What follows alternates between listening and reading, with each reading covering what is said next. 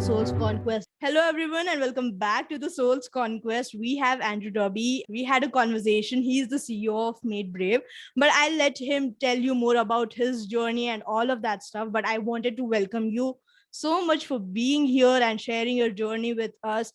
I appreciate that so much, especially when, people need to hear stories. People need to know that they're not alone in this world. They're not going through it all alone and having to figure it all alone. There are people like you who just by sharing the stories inspire them to just go out there and keep at it, right? So I'm genuinely appreciative of you, and I'm in deep gratitude that you decided to come here today to share your story with us. Great. Well, thanks for having me. Thanks. I'm pleased to be here. Woohoo! Amazing. So Andrew, for those of us who's listening to you for the first time or who are seeing you for the very first time, go ahead and give us a little bit of introduction about who you are. Yeah, so I'm the founder and CEO of a strategic branding agency called Made Brave. So I'm based here in Scotland in the United Kingdom. So I have an office in Glasgow where I'm seated just now, although I am in my home office today. But I have offices in Glasgow, London, and in Edinburgh. So Nice. Kind of west and east coast of Scotland and the capital of London, capital of England, sorry, London. Wow, that's wonderful. Ooh, I love that. I've always wanted to visit Edinburgh, but getting off topic here, but I have always wanted to visit it because it feels like such a lovely place. And is it true that United Kingdoms, especially London, for the most part of it, is always shrouded and it's always in like a rainy vibe of it all? Is that something that's true, or is it just like, random? We talk about the weather lots in the United Kingdom because we tend to get 4 seasons in one day, specifically in Scotland. I think this morning when I got up, it was sunny. It's now a little bit overcast. I'll probably have some snow in this afternoon. Well, probably not. I would just a little, but the weather changes quite a lot. But we're coming into summer just now, so it's nice. Much warmer. We're all in t-shirts and it's about 20-ish degrees, much warmer in London. So if you're down in London, you get much better weather down there than you do in Scotland. Ooh. But we have very good rain, which makes for very good water. I love that. So would you say that talking about weather is not necessarily small talk when it comes to the United Kingdom, because it's like a proper lengthy conversation of, oh my God, it was sunny today, now it's raining, and now we might expect snow in the evening. So I think we have about 1,000 ways to describe rain in Scotland. So 1,000 different ways to do it. Yeah, that's wonderful. I wanted to know this. I know the story about how you started Made Brave, but I would love for you to just go into it and tell us how this company actually came into being. Yeah, just tell us. Like, I don't want to spoil anything for the listeners, so you go ahead. The stage is yours. Sure. How did you come to create Made Brave, and why was the company named Made Brave? Right? Sure. Yeah. Sure. Well, I've always been a creative person. So as a child, I grew up in a little village in Scotland called Biggar. My mum, I had a single parent, my mum, and she always she spotted I was creative. I was actually adopted at birth. So I suppose there's the whole nature and nurture thing, whether you get creativity from your parents or not, but I was adopted at birth, but my adopted mum, Maureen, spotted creativity in me, and she always nurtured that. So from as early as I can remember, I was always doing colouring in competitions and winning prizes as a child. And so by the time I got to high school, I realized, creativity in some form was what I wanted to do. I think it's always very hard, isn't it, trying to figure out what you want to be when you're older. But I realized either music or art, creativity, and so I played in bands when I was younger, played guitar, and always drew. And by the time I left school, I went and studied multimedia systems. So this was back probably 1999 when the internet was sort of figuring out what it was. I did a course. Well, you did a little bit of everything. You did a bit of web design, web development. You were doing like flash animation and director and all these things back there. Yeah. You did a little bit of photography, did a little bit of videography, and I suppose you're trying to find out where your happy place was. And I very quickly realized I was not a web developer, and there's much more skilled people that can read and write code. And so I started focusing more on the sort of creative side. I self-taught photography, and when I left university, so which was in Glasgow, which is the sort of main city in Scotland, apart from Edinburgh. It's the sort of biggest city. I left and I got a job as a graphic designer. So I'm a creative, obviously, at heart. And I worked in a small studio, worked for the ex-Scotland football or soccer captain. Oh. He had just finished playing football, and he's a guy called Paul McStay. And I got a job working for him. He had just started his own company, and I joined there. And that company grew to probably no more than sort of 7 or 8 people. And I stayed there for about 8 years, self-taught design, self-taught photography. And I suppose this was even pre-YouTube being as big as it was now. So it was much harder to teach yourself those things. I'm very envious of kids now, because literally anything you want to learn now, you can go into YouTube. But back then, you had to read actual books and try and figure out, photography exposure by reading, which is really actually quite challenging, but it's much easier if someone talks you through it.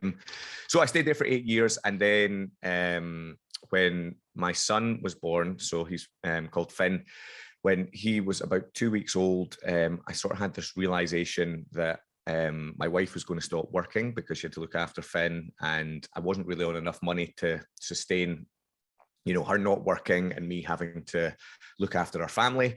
So I made the very brave or bold move to leave my job. And at that point, I didn't think I was going to start a business. I just left because I needed to provide for my family. So I went in that first year, I did baby photography because I thought I'm going to be around babies.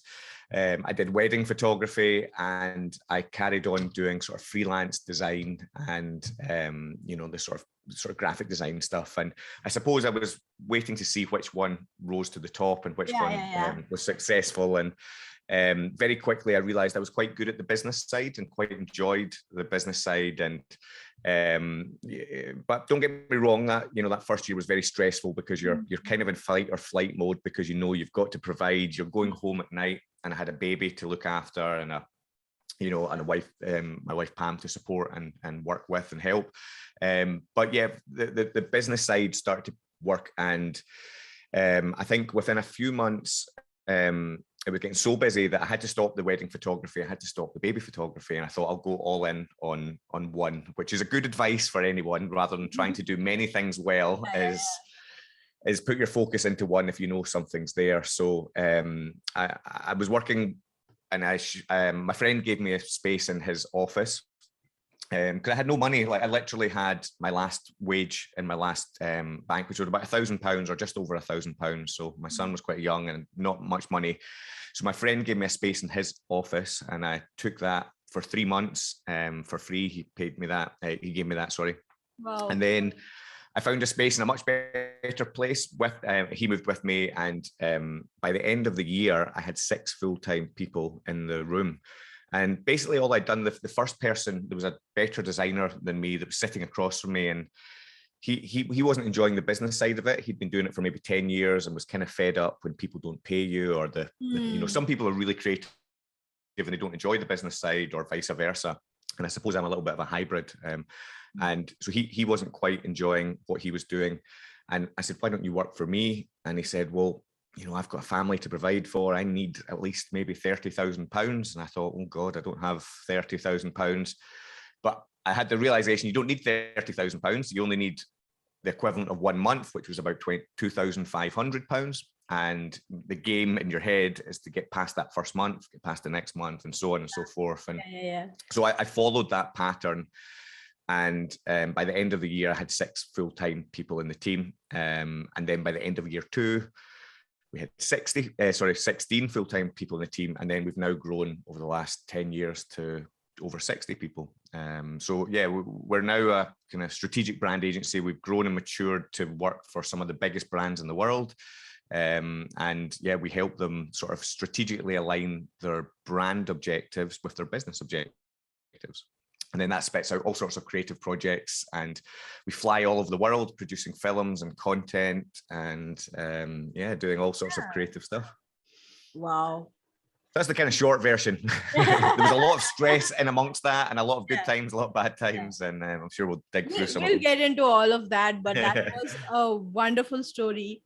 I have a few questions though. So I wanted to know, who came up with the name Made Brave? Was it you? Was it your wife? Like, how did that come into being? How did you Yeah, decide? well, actually, I had a friend that's a copywriter called Audrey, and we'd gone away for a weekend because we'd realized, as I say, when I started, I was just a freelancer. So I didn't think I was going to create an actual business. No one in my family had ever run a business. I actually didn't know people that had run businesses. So I don't know, some people are really surrounded by that, and I never was. So I had a lot of learning to do, as you can imagine. But we went away for a weekend, and it's very difficult coming up with your own name for a business because you've got to think about trademarks, you've got to think about URLs, you've got to think, can I get YouTube, can I get Instagram, can I get, and all the while you're still actually running a business or creating a business at the same time. So I thought, Audrey said, I'll help you brainstorm when we're away. And, we're trying lots of different names. And actually, coincidentally, I'm wearing a Diesel t-shirt, if you know the brand name. And this one actually says it as well. So I was wearing a Diesel t-shirt, not this one. This one is not 10 years old, but it's like this one. It said, Diesel, only the brave. And that's what this t-shirt I have on today coincidentally said. And my wife, she spotted it in the t-shirt and she said, what about brave? And I went, oh, brave's a good word. And then, but I looked up Brave, and there was other companies called Brave, etc. And I just lay in bed and I just started putting words together. So we are brave, I am brave, this is brave. And then I went Made Brave. And I woke up in the morning and I ran down to my friend Audrey. I said, Made Brave. And she said, stop, that's perfect. She said, that's beautiful. She said, it's like, because you're making people brave. Bravery is a real positive thing. And, and I think a good name, when you start to think about, if anyone listening is trying to create their business name, you don't want a name that pigeonholes you into something forever.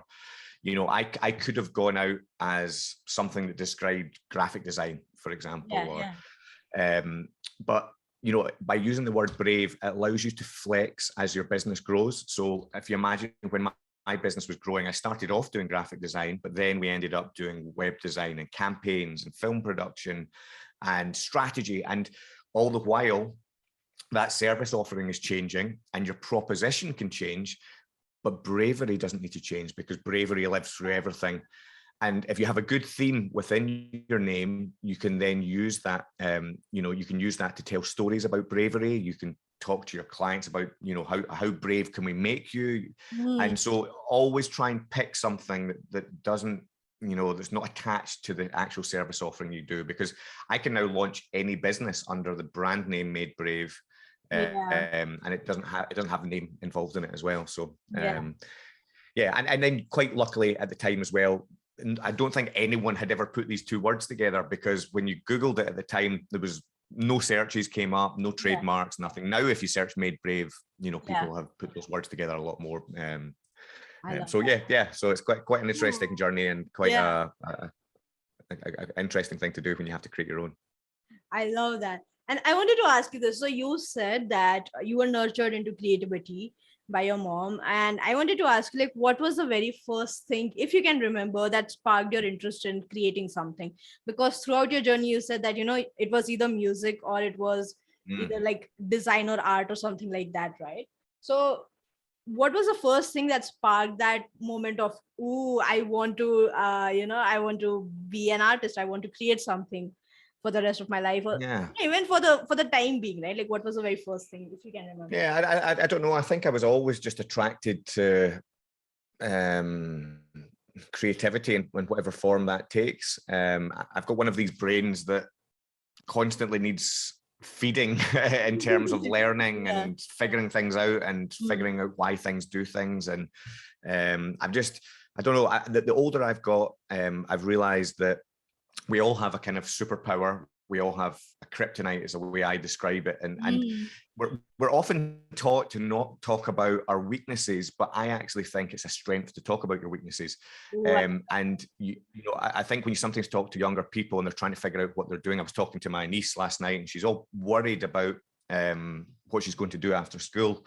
And I think it's okay to know, like, for me, I know I'm not very organized, I'm not very structured, but in a sense, that allows me to have the superpower of creativity, because creativity is a little bit chaotic. You don't get great creativity by going through a certain process every time. Sometimes it's marrying up ideas or things Yeah. that shouldn't work together, like Made and Brave, right? They'd never existed together, but when you plant them together, suddenly you've created something that's unique. So I think from an early age, I knew I was that, but I didn't know.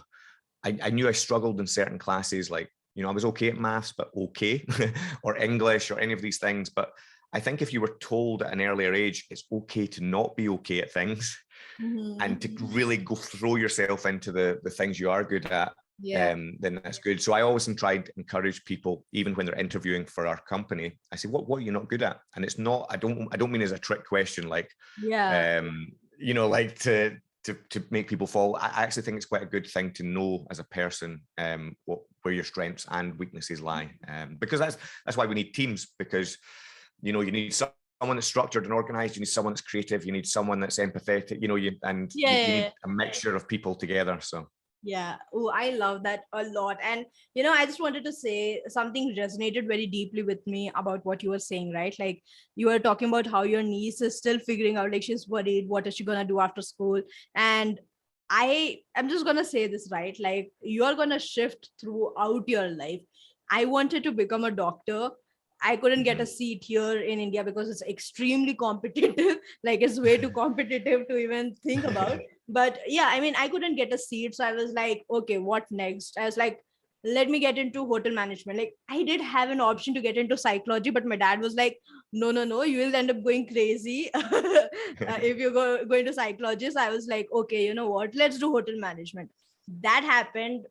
And then COVID happened and all of this stuff happened. And, it was difficult for the hotel industry as well at that point of time. Absolutely. And then now I was working as a content creator. I was a copywriter for 2-3 companies and agencies, actually more than that. And then here I am right now coaching people, doing podcasts and stuff like that. So you were speaking earlier about not pigeonholing yourself into a small thing, right? Like, that is so true, because you are going to shift throughout your life. And I always held this guilt with me that, I never stick to one thing. I keep shifting. But I realized, what's so bad in that? Right? I have learned from everything that I have done so far, and I can utilize all those things and coach better. Right. And I know that I'm never going to stick to working with burnout. Like, I'm always interested in learning more things. So I could in the future get into master coaching, which is like encompassing every single aspect of coaching. And I would love to do that. So just letting you guys know, right? Like, it's not a bad thing if you started out learning something in your college, getting a completely different degree and deciding that I might want to be a creative. Go out there and do that. Like, it's not something bad, it's not something negative to do something that you probably didn't learn in college, or you probably didn't pay for in college, and now you're doing something completely different. That's completely all right. I mean, how long are we going to like not focus on our happiness and just do things because that's how we are supposed to progress, right? Like, so if I did hotel management, I should always be stuck in hotels. I don't think that's me. I never stick to something for too long. And I feel like that is a strength right now. And also, you spoke about vulnerability and talking about your weaknesses. And that is so crucial. I feel like vulnerability is strength, because you show up despite of your flaws and ask people that, hey, I need help. Are you willing to help me? Right? Even in a hiring process, like you said, if you show up, if you tell people that, hey, I'm not good at this, you will be put in a team with people who are good at it, and you can always learn from them. I love that. Exactly. And then, to your point as well, is that, things that you've done in the past part of your life might turn up as a real strength that add to something you do later on. So if you did do psychology and then you end up being a content creator and creative, or you end up being a designer, imagine a designer that understands psychology. They're much stronger, the designer, than a designer that just studied design, because they're thinking about human behavior and marrying that up with what they're learning. So I think don't be afraid to move around until you find the right combination of things, because it's usually not one thing, it's a combination of different skills that you've learned in different places. Yeah, I love that. Thank you so much for this tidbit. I feel like this part of the podcast is really, really strong, and a lot of people will take a lot of things away from it. Yeah. My next question to you is this, Andrew. So in Made Brave, you said that you're a strategic branding company, right? what is the thing that you do right now as an entrepreneur in your company? And then we will head on to what your company Made Brave does. But I wanted to know where you are in the process as an entrepreneur. In terms of my role, or your role. And yeah, well, I'll maybe start with like saying how it's evolved, because that might help people as well that might be on the journey of starting or running a business as well. I think when you start a business, and when I was right at the beginning, obviously, had no money, and you had to do a little bit of everything. So you're out leading the business, and you're trying to create awareness for your brand. But at that point, I was also doing graphic design for clients. So you're meeting clients, you're doing the work, you're then having to speak to accountants and lawyers and figure out marketing and operations and all of these things. And someone said to me at the very beginning of my journey, which was great that they put this in my head. They said, as the entrepreneur, as the owner, the leader of a business, you should have an empty desk. And I always say this sounds very egotistical, but I don't mean it in that way. And what they were trying to tell me is that eventually, if you're bogged down with a task all the time, every day, you don't actually have a business, because, it then relies solely on you, which means it's going to be very difficult to take time off, holidays, or if you ever wanted to sell that business, you're stuck because you're doing a portion. So over the last 10 years, so my business is 10 years this year, I started to think about that in my head and think, how do I take every little job that I'm doing and eventually have someone that is much better at it around me to do that? So eventually, 10 years on, there shouldn't be anything for me to do, although there often is. But like when something lands on my desk, there should be someone much better that I can hand that task off to. And that's not to say I'm lazy. It's not to say that I don't want to do these things, but that means that I have the clarity to be able to go, I can think about the direction of the business, because you've got big responsibility. And the more you grow a business, you realize that I've got, over 60 families that I'm helping provide for. And I've got to make sure we've got a safe and secure business, that money's in the bank and that everything's getting paid. So, if you look back at me in those first couple of years, I'd be way busier. I'd be out all the time, doing talks, doing jobs, working all the hours of the day. And I don't, I'm not encouraging that for anyone. I really believe, and especially on a burnout podcast, that, you need to find the right balance. But at some points in your business, there's some times just where you have to, if you're creating something out of nothing, you got to put some effort in. It's not, it doesn't appear from nowhere. So those first couple of years, I worked very, very hard, long hours to make that happen. But then as and when I could, I would hire someone. So I then found an operations director, and Stephen, who's my chief operating officer, he's like the yin to my yang. So he is like, if you imagine, he's really good at operations, finance. He'll like open a spreadsheet and he can just start creating in a spreadsheet. Whereas my brain goes, oh God, how are you even doing that?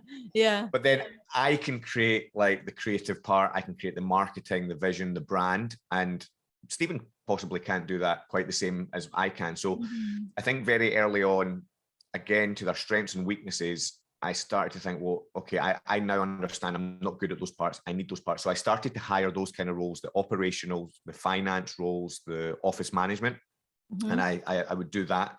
And my job early on was to help turn us in from, I think a big difference with Made Brave is we always focused on our own brand. A lot of creative companies, they and quite rightly so, they say the work should speak for itself.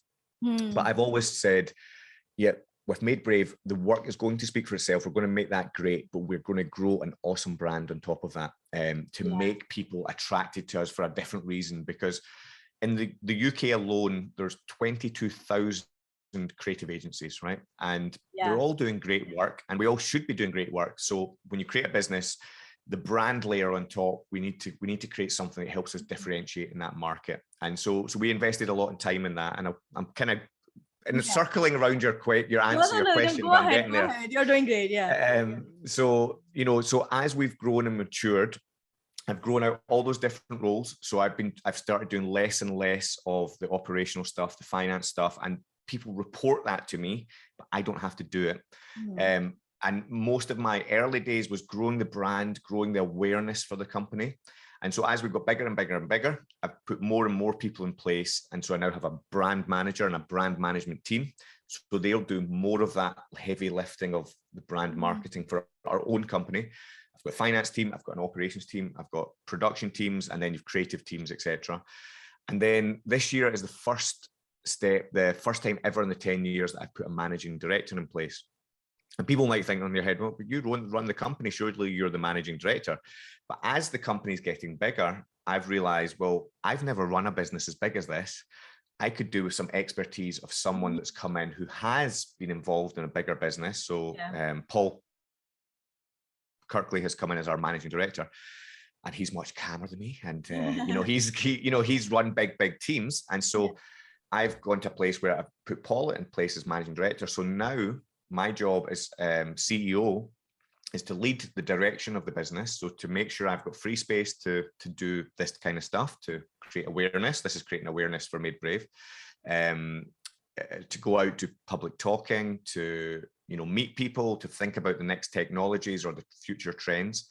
But then I've got Paul, who manages and directs, who looks after the day-to-day. So I don't need to be quite involved as much if there's any drama happening or problems, quite as much. Of course, some of it comes back to me, but more and more so, my day should be freed up so that now I've got an MD who's there. I've got all these different parts in place.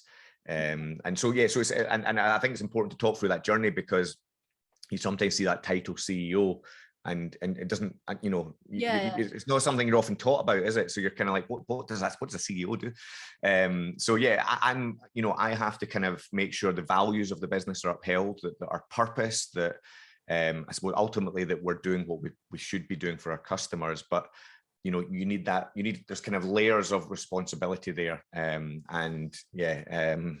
Hopefully that answers somewhere in there the question. Yeah, it does. And I love that, because I was going to ask you earlier, later on in this podcast, how important delegation is for a CEO, for someone who's created a company. And you kind of answered that. And I appreciate you answering that question, because of the fact that I feel like a lot of entrepreneurs, when they're beginning out in their journey, there's a lot of, I'm a one-man army, right? So I will be the one who will do it all. I am scared to delegate. What if this person can't do it the way I want to do it?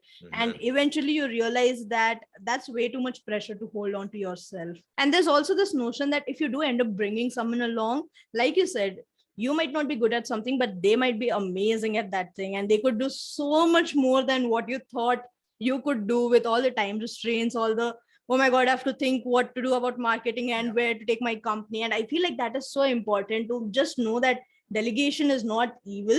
It doesn't mean that you are a bad person, that you're delegating your tasks. And it doesn't mean that you're a failure as an entrepreneur because you're not able to do it all. It just shows that you are ready to take it to the next level.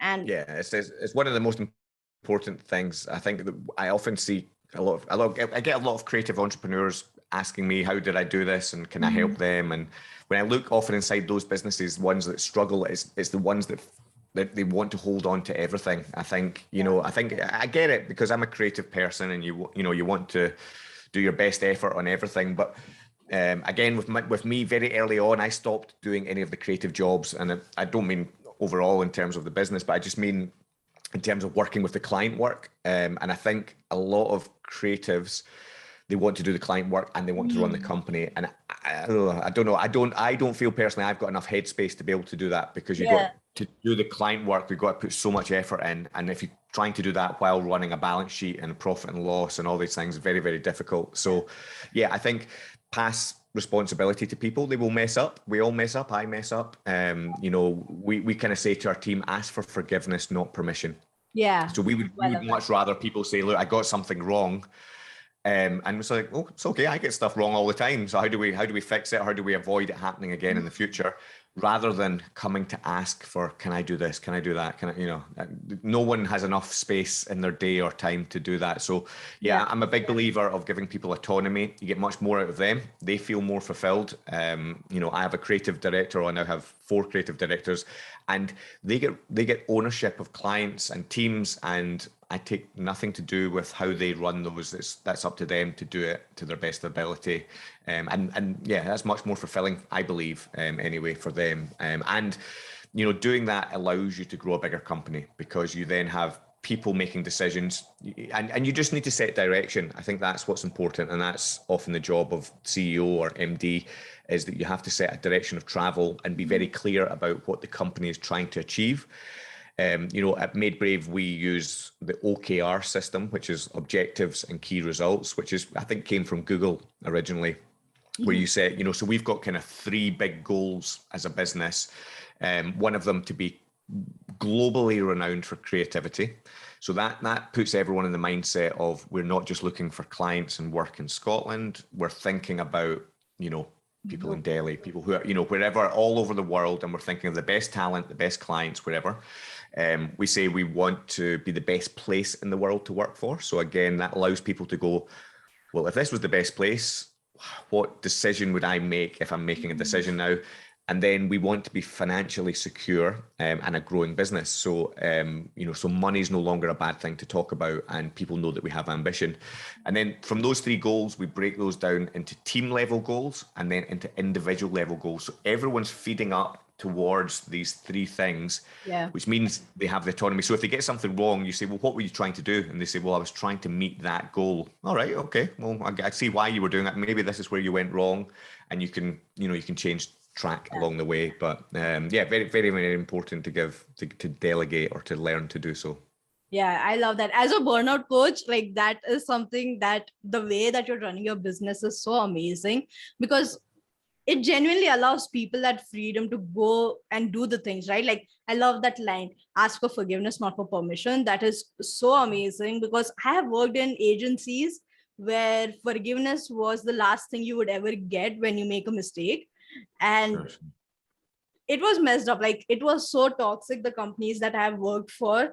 I was just like, you know what? I think it's time I start my own company and do the things that I want to do in a proper way, where I'm not like blaming anyone else but myself for how the business is going. And again, it's not blaming, but it's like I have a better idea as to how to work around things and learn from my mistakes. So yeah. Ooh, I love that. Now, I want to ask you, what is something that Made Brave does? Like, what is an ideal client project that you do at Made Brave, and what is the end result that you usually look for when creating or working on a project? Yeah, well, again, it's changed over time, but now where we are as a business is we tend to work with large sort of companies that are sort of in the hundreds of millions or billions turnover. They're a good fit for us in terms of their size and scale, and usually they have a large marketing function. We often go in, as I mentioned previously, to kind of help them. They've generally got business problems or business opportunities, and they don't know how to achieve that using creativity or using marketing. So we figure out, it might be that they have a problem that people are leaving the business. It might be that they've just acquired another business, or they've been acquired. And, if you imagine, if you've just been acquired, often your company's name has changed, all your values are changed, your purpose has changed. And that's actually, it's not per se like a creative identity problem, although that's part of it. But often it's about, well, you need to galvanize a group of people, a tribe of people, and you need to make them feel like they belong in something new. So we have a big strategic brand team that go in and are very good at helping with those kind of complex stakeholder management. So you've got people at all sort of levels of a business, and you need to get them to align to one new common goal. So we're now a new business. We're now heading here. We're doing this. We want to understand why you're all here, why you joined this business. We want to co-create values. We want to make the ultimate goal of a branding agency is to try and make everyone feel part of the same thing. And then, of course, once you've figured that out, you've figured out who we are, what our purpose is, the vision, where we're heading, what our mission is, our values. We need a proposition for business. We need to understand how we're going to talk to customers. And we have a sort of theory at Made Brave that, you're better to sort of create branding from the inside out. So rather than going out and creating a campaign and pushing a message out to people and trying to manipulate, we try and galvanize the team within, get them really energized about the company they work for and what the mission they're on. And then if they can all spread a message, well, then you get 1,000 people or 10,000 people, however many people are in the business, all spreading a message. So for us as a business, we kind of go in at that level. And then that spits out lots of creative projects. It'll create brand films and campaigns and digital campaigns and, brand activations, and you'll bring these things to life in many different ways. So generally, most of the customers, they don't just come in for one project. We'll come in for a few years and work through that sort of process with them. And so now we'll have maybe, 10, 15 major big brands rather than lots of micro brands. And again, I think anyone listening that's starting an agency, when you first of all start, and I was the same, you think, I'm a graphic designer, I'm looking for little projects. But, I suppose if you want a successful business, the bigger fees, the more successful relationships and partnerships are when you're talking at a business level and you're helping people solve business problems or opportunities. They will spit out 100 projects rather than trying to find a project and then find the next one and the next one. You're kind of in that, and then the sort of smaller projects now you're competing against people in their bedroom, freelancers, tiny micro agencies now. So the kind of, we go after the more upstream work or consultative work that I kind of described there. Yeah, I love that a lot. And this image just flashed in my head when you were speaking about how you galvanize the teams, you work from within. And this thing that, how in office they show kind of like the behind the scenes, like the daily life of the people inside the company and what they do and how they do it. And it kind of creates that sense of, oh, we know them. We know these people, right? And just that knowing, that recognition resonates with so many people that people automatically go and buy stuff, products or services from these people because, oh, we know this person, we know how they work, we resonate with what they do. And it's so crazy, that form of connection. So I love the work that you do. And I wanted to ask you this: why is it important for you and Made Brave to do the work that you're doing right now? Well, I think it puts a roof over my head. I think, we're just passionate about helping people become the sort of bravest version of their self. Or I think a lot of companies come to us and they think, oh, we're not creative. And, and I think I've always believed there's creativity in everyone, each and every one of us. It's just dialed in at a different volume. So some people it's in at number 1 and some people it's up at 11. Yeah. And so, I suppose what gets us out of bed is going in and inspiring businesses that they are creative and that they have that within them. And, we just help them turn it up a notch further than they were maybe comfortable with. And I think it's important to try and find purpose in your work. I think if you only chase money, it gets boring quite quickly for everyone that's involved. But of course, it's important. We do need it to pay wages and to pay for microphones and everything else we have that we're using at the moment as well. But I think we've always just really enjoyed I've always said to my team, don't go into a boardroom, don't go onto social media and don't try and sell to people. So if you look at Made Brave social media, I don't think you'll probably ever see us selling something on our channels. We use them to inspire people. And, I think I always believe as well is whatever you learn, like on this podcast today, I'll tell you anything I've learned, anything, I'll give you away everything, because I believe if you do that, it will come back to you tenfold. And I think on this journey of life as well, I think it's important, as we're doing here today as well, is to pass the knowledge down the way to people that are starting their journey. Because I remember starting and I was always keen for learning and there wasn't that much around. And I think, so that kind of gets me out of my bed. And it also ties into part of my day-to-day, which is doing a lot of this, is talking and sharing. And the great thing about doing this though, is it turns into work, because, someone will listen and say, oh, we've got that challenge, or maybe, so don't be afraid to give away what you know is one thing I've learned. I love that. Speaking about knowledge, I wanted to ask you, you said that the first 2-3 years of your business, you went all in, there was a lot of stresses, a lot of ups and downs.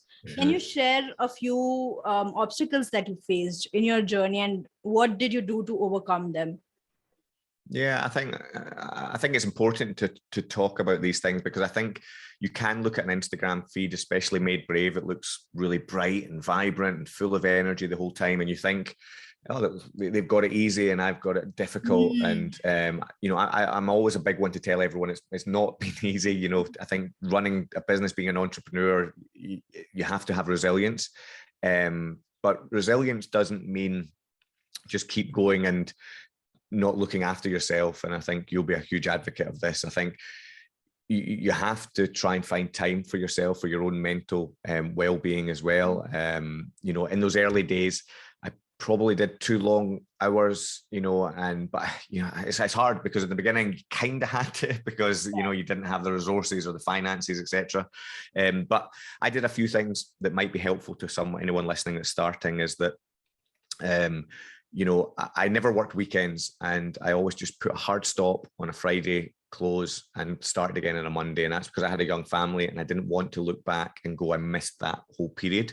So I feel good now, you know, 10 years in, that I don't feel like I've missed out on Finn growing up. I was always with him for the weekend. A few years into my journey as well, I stopped reading emails after 6 o'clock at night. And this is a really good hack for anyone, because you know, often when you run a business, or you've just got a high pressure job, right? And, you know, you lie in your bed at night and you check your email just before you go to bed. And for me, one of the most stressful things when you run a business, someone's handed their notice in, right? They say, right, I'm leaving, I'm going to elsewhere. And, you know, of course, people do that all the time because that's how the marketplace works. But if you read that at 10 o'clock at night, just as you were about to go to sleep, what does your brain do? Your brain goes into, oh my God, how am I going to solve that problem? They're on this project. What's that client going to think? What's that going to impact to them and them? And you don't go to sleep. You toss and turn, you think and worry about that all night. And if you learned that information at 9 o'clock the next morning, you could jump in the car, you could go straight into work, and you could deal with it, because you could jump into meetings and you could do so. Trying your very best to not read emails after 6 o'clock, because you generally can't do anything about them except worry. And that cascades to your partner, your wife, whoever that may be, then to your family, your young family, whatever that is. And it goes through everyone. And the next morning you're tired as well, because you've not slept. So I've slept up over the years. I have checked sometimes at night, but I try my very hardest to not do that. And so I think there's always barriers. There's always things that happen along the way. And, you know, I think you just got to try, you know, and I suppose this is why brand values are important. Is that, you know, when you create brand values, these are sort of guiding principles for your business. So you're always going to come across hard things that happen. But if you can create some values quite early on in your business and understand what you believe in, what your team believe in, use those to make decisions. And then, you know, well, okay, along that journey, some people are not going to be happy with my decisions. Some people, you know, that's the hard thing about business as well. I think I've always been one of these people that wherever I go, I've been friends with everyone from my childhood, and I didn't like to create enemies. But in business, right, you make decisions and sometimes it doesn't fall in favor of someone else. But I think if you're true to values and sort of, you know, sort of stick by good moral codes and values, then you can kind of look back and feel okay by decisions you've made along that journey. So, yeah. I love that. I especially love the email thing, because, you know, that's the thing. If you end up checking your mails at night, you're already tired. You try to come up with solutions from a tired brain, and all you end up doing is tiring yourself out further. And it doesn't make sense, right? Like, I love that thing a lot, because I used to check my mails, I used to check my messages late into the night, like at 1 o'clock or 2 o'clock sometimes, because again, I was working for an ad agency where there were no boundaries whatsoever. So I had to work late into the night and get up in the next morning and work again. And it was chaotic as hell. But that's the thing, you know, I feel like now running my own business, I know these are the things that I don't want to do, right? Like, I usually work into the night and I don't check my mails in the morning, because I know that I'm exhausted. I know that I've just gotten up and I have my routine to follow. I have to spend time with my family. I do all of this stuff. I'm like the reverse version of it. Like, people work in the day, rest at night. I work at night and I rest during the day and have fun and learn as much as possible. Speaking of, what is your, you know, like, do you have any spiritual routines or self-care routines in your daily life that helps you balance your work and life? yeah, I just try. as I say, I just try and make sure I stop working, so that my whole life's not work is one thing. And I think more and more so now. When I was much younger, I used to be really into fitness. I did mixed martial arts, MMA for a while, and then when the business took over a while, and then it was just all business. And so very much now I'm trying to balance and making sure I have kind of look after my body as well. Yeah, and I think it just all ties together of all the things we've saying is like delegating, making sure you've got space in your day, making sure you look after your body. But I'm here for tips as well. I'm here to improve and help improve. I mean, I think we've all just come through a pandemic as well, and our days and lives have all been probably chaotic in one way or another. And I found the pandemic particularly hard running a business, and from a burnout perspective, some days really didn't want to get out of my bed because it was just challenge after challenge after challenge. And yeah, so I think anyone listening, from my perspective, what I've learned is the combination of all those things of try and find some sort of routine that gives you some time for doing exercise, find time to have fun, try, and if you can make your work as fun as possible. And that's why we've made Brave, we always try and have as much fun as possible. I always say to my team, like, it pains me when I hear you saying, worked in an agency and you were up all night, and I never want my team to do that. And sometimes when I hear of it happening, it's really hard to hear, because I think, oh, how did that happen? It's in our control to make it not happen. But I suppose it's down to leadership to make sure that everyone knows it's not what expected, and I never want people to be expected to do that within my company. I much want us to figure out, how do we close at 6 o'clock, 5:30, and make sure we close then, and people aren't stressed. But it's not always easy, because in business there's so many variables. There's the client's hopes, wants, needs, desires, your team's hopes, wants, needs, desires, your own hope, wants, needs, and desires, and you're trying to get all those things working in harmony. So yeah. Any tips for daily routines? I'm all ears. I'm not one of these guys that's going to tell you I get up at 5 a.m. and I have a routine that's perfect. I don't think any human has it perfect.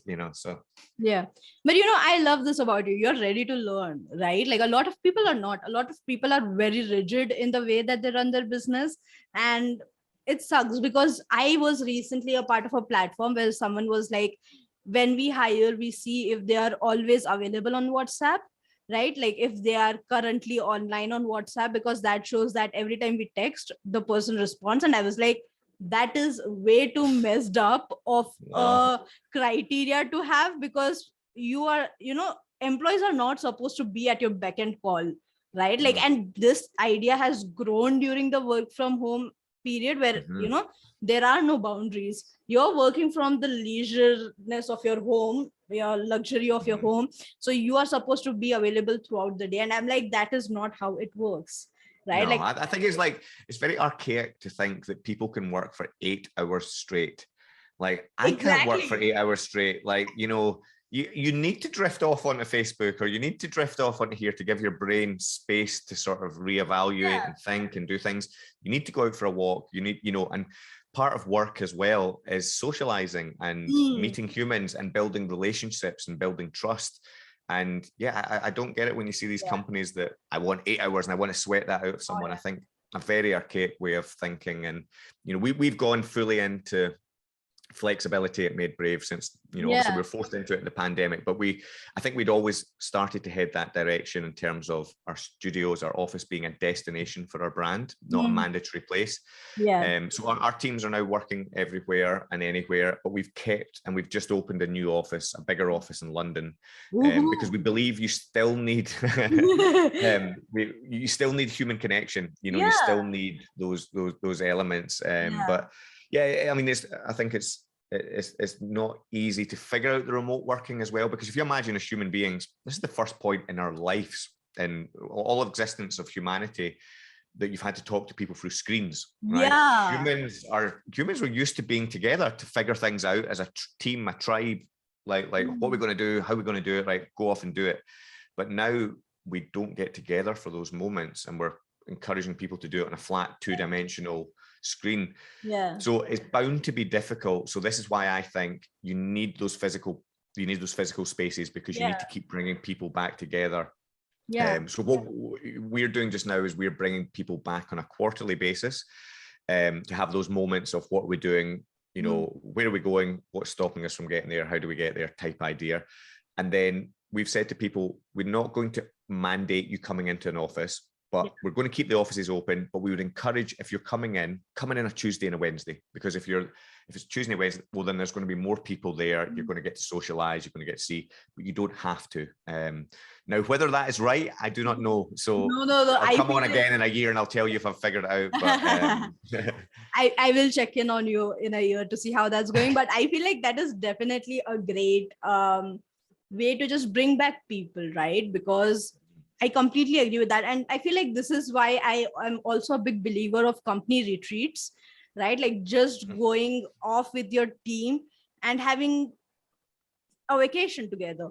Because I feel like that pulls people outside of, you know, like we are supposed to behave in this way only with this person because they are our co-workers or they are our employees, and we can't do this and we can't do that. But in company retreats, you have the freedom to actually connect to them on a human to human basis. And I love that you have this, you know, like if you're coming, come on a Tuesday and Wednesday because there are going to be more people around. I love that a lot. And I especially love the fact that you are aware that, you know, 8 hours constant working, not something that is possible for any human being, especially now. This is people the are age of pretending. distraction. If they're doing it, they're pretending they're doing it. Oh, definitely. Definitely. This is the age of distraction, because I feel like that's why I tend to do these 90-minute sprints.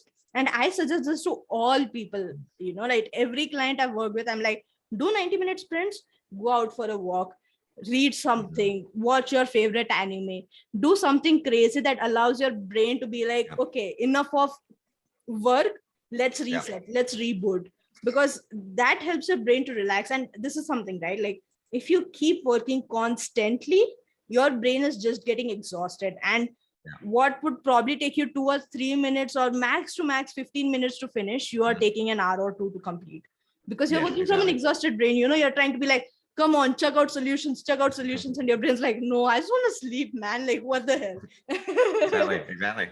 Yeah. Absolutely. Yeah. So I wanted to ask you this. What is, or what has been your soul's conquest, and what is your current soul's conquest? And what do you mean by that? Do you mean like what my purpose on planet is, or more like, okay, so I like to think of the soul's conquest as something that's constantly evolving. It is like if you are playing a video game, you have this side quests in life that helps you in the main quest. Like, so, you know, you go out there, get potions, get weapons, find people, do stuff that will eventually help you in the main quest of the game. So soul's conquest is something like, you know, these side quests where where you go for a potion or for connection or something like that.